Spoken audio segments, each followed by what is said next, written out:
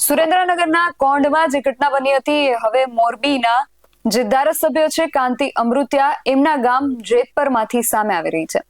વીજ કંપનીના જે કર્મચારીઓ છે એ આ જેતપર ગામના ખેડૂતોના ખેતરમાં જ્યારે વીજ પોલ નાખવા જાય છે ત્યારે ખેડૂતો અને પોલીસ વચ્ચે ઘર્ષણ થાય છે। પોલીસ અમુક ખેડૂતોને ડિટેઇન કરે છે અને આ ઘર્ષણ દરમિયાન અમુક જે ખેડૂતો છે અથવા તો ખેડૂતોની સાથે એમના જે ઘરના મહિલા સભ્યો છે એ પણ ઈજાગ્રસ્ત થયાના સમાચાર સામે આવ્યા। સાથે આમ આદમી પાર્ટીના જે નેતા છે એમણે આ બાબતને લઈને આકરા પ્રહારો પણ કર્યા છે। આખો મામલો શું છે તેના વિશે વિગતે વાત કરીએ આ અહેવાલમાં। જય હિન્દ BS9 ન્યૂઝ પર આપની સાથે હું છું નિધિ ગઢવી।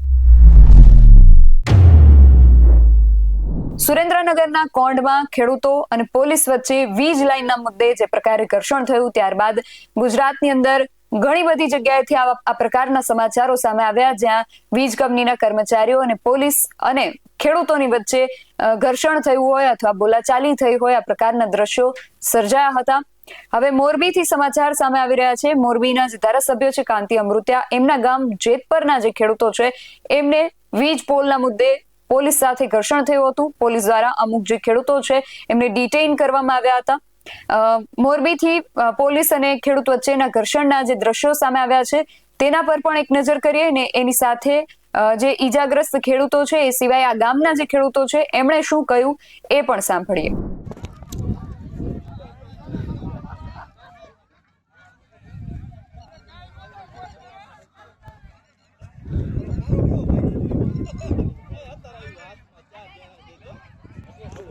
મારું નામ જ્યોતિબેન છે પંચાસરા। હું આ ખેડૂતમાં છું, એક દીકરી। અમારા ખેતરમાં બિનકાયદેસર આવી રીતના થાંભલા અમારી મરજી વગર ઊભા કરવામાં આવે છે। અમને ન્યાય જોઈએ છે। અમારી ફક્ત બે જ ઈચ્છા મંજૂરી છે કે પેલું એક આ કામ બંધ કરાવો અને અમારા જે ભાઈઓને બહેનોને નાના બાળકોને જે લઈ ગયા છે એને પાછા લાવો। અમારે જે આ અત્યારે જે માંગ અમારી છે એ પૂરી થાય છે ત્યાંથી જ અહીંથી ઘર્ષણ ઊભું થઈ છે ત્યાં સુધી ક્યાંય જવામાં આવશે ને રસ્તા બંધ કરી દેવામાં આવશે। અને અમારે બસ એક જ નિર્ણય છે કે અમારો અમને હક આપો।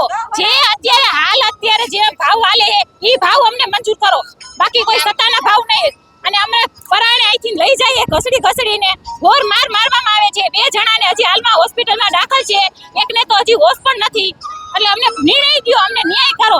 પોલીસે કેટલા લોકોની અત્યાર સુધીમાં અટકાયત કરી? અત્યાર સુધીમાં 35 જણાની અટકાયત કરી। એમાં એક તો નાનો 10 વર્ષનો છોકરો છે અને હજી પહેલા તો તેમને મોરબી લઈ જવાના હોય એની જગ્યાએ એ લોકોને માળિયા લઈ ગયા છે અને હજી અમને એના કઈ રિપોર્ટ નથી આપ્યા। એટલે અમને ખાલી પેલા ન્યાય આપો। પેલા તો મુદ્દો ઈ કે પેલા અમારા ખેતરમાં જે બિનકાયદેસર કામ ચાલુ છે એને પેલા બંધ કરાવો અને બીજો મુદ્દો કે અમારા લોકોને અત્યારે જ અમારી સમક્ષ હાજર કરો, અમને છોડી દીધો એને મૂકો। મયુર જાકાસણીયા છે, હું જેતપર ગામનો રહેવાસી છું અને ખેડૂત છું। અહીંયા ખેતરમાં આજે કંપની વાળા અને પોલીસ વાળા આવીને ખેડૂતને ઢોર મારી ઘસડીને નાના છોકરાને બાયુને ઘસડીને પોલીસ સ્ટેશને લઈ ગયા છે અને આ ખેડૂત ઉપર ફૂલ દબંગગીરી આજે ગુજારી છે।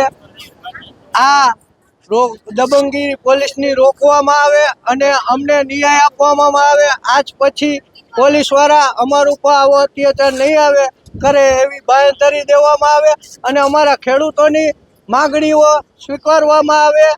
જે વળતર અમને મળવું જોઈએ એ આપવામાં આવે એવી અમારી માગણી છે। અહીંયાના ધારાસભ્યો છે, મંત્રી છે, અહીંયાના કેશુભાઈ પટેલ અહીંયાથી મુખ્યમંત્રી બનીને ગયા છે। નરેન્દ્ર મોદી સાહેબ અહીંયાથી મુખ્યમંત્રીને બનીને ગયા છે। 45 વર્ષ અમે અહીંયાના ધારાસભ્ય આપ્યા છે, મોરબીને મંત્રી આપ્યા છે, છતાં પણ આ ગામની આવી હાલત છે કે પોલીસ અહીંયા દાદાગીરી કરીને વહી જાય છે। અમારા હાઈરે અન્યાય કરીને વહી જાય છે। ક્યાં સુધી અમે આ સહન કરી? અમારા ગામની આવી હાલત હશે તો ગુજરાતના બીજા ગામની શું હાલત થશે? બીજા ખેડૂતોની શું હાલત છે કરીશ? અમારી માંગ એક જ છે, જે ખેડૂતોને અહીંયાથી લઈ ગયા છે એ ખેડૂતને સુરક્ષિત રીતે પાછા લાવે અને અમને બાંયધરી આપે કે હવે આવું નહીં થાય, કોઈ ખેડૂત ઉપર અત્યાચાર નહીં થાય। મારું નામ નિર્મળાબેન। અમારા ખેતરમાં વીજ થાંભલા નાખવા માટે પોલીસ કર્મચારીઓ પરાણે આવી અને લાઠીચાર્જ કરીને અમે જ્યાં જેસીબી ચાલુ કર્યું ત્યાં પહોંચ્યા ત્યાં અમના માથે દંડા મારવા માંડ્યા અને મારીને મને અહીંયા પાડી દીધી। મને માથામાં લાગ્યું, હું તો બેભાન થઈ ગઈ। ઘડીક મને કાંઈ ખબર નહોતી પછી ખબર પડી, ઘડીક વાર તો મને ખબર જ ન પડી કે મને પાડી દીધી અહીંયા રોડામાં ખેતરમાં.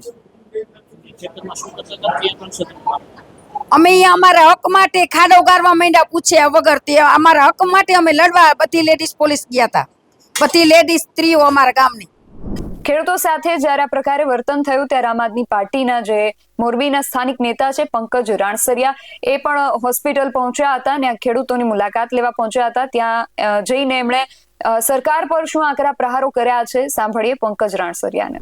આજે જેતપર ગામના પાદરમાંથી ખેડૂતો જે પોતાના ખેતરની અંદર કપાના વાવેતર થયા છે, અહીંયા પાણી પાતા હતા, એમના ઘરના એમના દીકરાઓ સાથે ત્યાં ખેતરની અંદર કામગીરી કરતા હતા, ત્યારે 200 થી 300 પોલીસ જવાનો સાથે ગનમેન સાથે ત્યાં પોલીસ તંત્ર ઉતરી ગયું અને તાનાશાહી સરકારનો જેમ આદેશ હોય એ રીતના આદેશને પાલન, સરકારના આદેશનું પાલન કરી અને નિર્દોષ ખેડૂતોને જે રીતના ઢસડી અને ડબ્બાની અંદર ભરી અને પોલીસ અલગ અલગ પોલીસના જે સ્ટેશન છે ત્યાં લઈ જવામાં આવ્યા છે.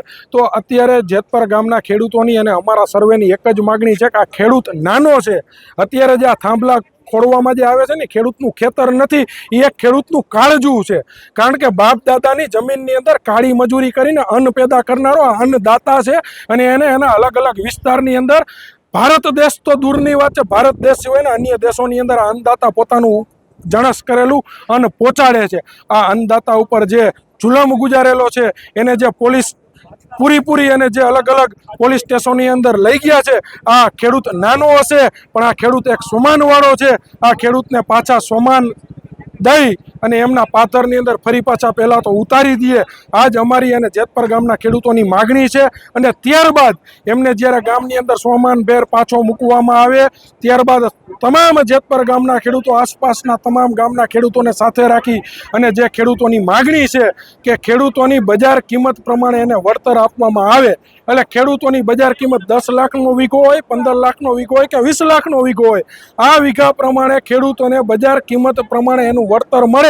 આ જ માગણી અમે પકડી રાખવાના છીએ અને આ ખેડૂતની માગણી યોગ્ય છે અને આ માગણી મુજબ એને વળતર મળે એ દિશાની લડાઈ અમે પછી લડત ચાલુ રાખીશું. પણ અત્યારે અમારી પહેલી માગણી એ છે કે જે કામ ચાલુ છે એ કામ ત્વરિત બંધ કરવામાં આવે અને જે ખેડૂતોને ડબ્બામાં પૂરી અને જે આતંકવાદીઓની જેમ ઉપાડી જવામાં આવ્યા છે એ ખેડૂતોને માન સોમાનભેર ફરી પાછા જેતપર ગામના પટાંગણની અંદર પાછા ઉતારવામાં આવે. તો હવે સુરેન્દ્રનગર હોય, સુરેન્દ્રનગરનું કોંડ ગામ હોય કે પછી દેવભૂમિ દ્વારકાનું લાલુકા હોય, ગુજરાત ભરના નાના મોટા ગામોમાંથી આ પ્રકારે ખેડૂતો અને પોલીસ વચ્ચે જે ઘર્ષણ થાય છે કે ખેડૂતો અને વીજ કંપનીના કર્મચારીઓ વચ્ચે જે બોલાચાલી થાય છે, એના દ્રશ્યો વારંવાર સામે આવી રહ્યા છે. ખેડૂતોની આ લડાઈ હવે આગળ જતા કેવું સ્વરૂપ ધારણ કરે છે એ હવે જોવાનું રહેશે. તમારું આ સમગ્ર વિષયને લઈને શું માનવું છે અમને કમેન્ટ કરીને ચોક્કસથી જણાવજો. આવા જ વધુ અહેવાલો સાથે મળતા રહીશું. તમે મારી યુટ્યુબ ચેનલને સબસ્ક્રાઇબ કરવાનું અને અમને ફેસબુક અને ઇન્સ્ટાગ્રામ પર ફોલો કરવાનું ભૂલશો નહીં. બાકી નવી અપડેટ્સ માટે આપ જોતા રહો BS9 TV ન્યૂઝ. નમસ્કાર.